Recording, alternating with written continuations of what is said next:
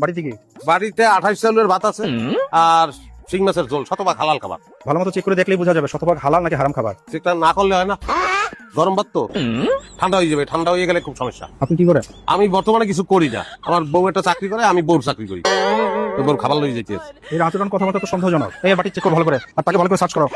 বাড়িটা খোলা, আমার মনে হয় যে এটা ঠিক হইতে আছে না। ভাত ও কি অবৈধ হয়ে গেল দেশে, আমি বুঝলাম না কি। Sorry sorry. এই ভাই সরি বললে তো কোনো কাজ হইবে না, আর আমার ভাত পাবো, আমার তো ভাত লাগে। আরে বললাম তো মাঝে মাঝে এমন হয়ে যায়। আপনি আসুন, আপনাকে চেক করতে হবে না। না না না ভাই, আমার চেক করেন, তোমার গরম ভাতের ব্যবস্থা করতে হবে। আরে ভাই, আমরা কি ঠিক করে ফেলেছি?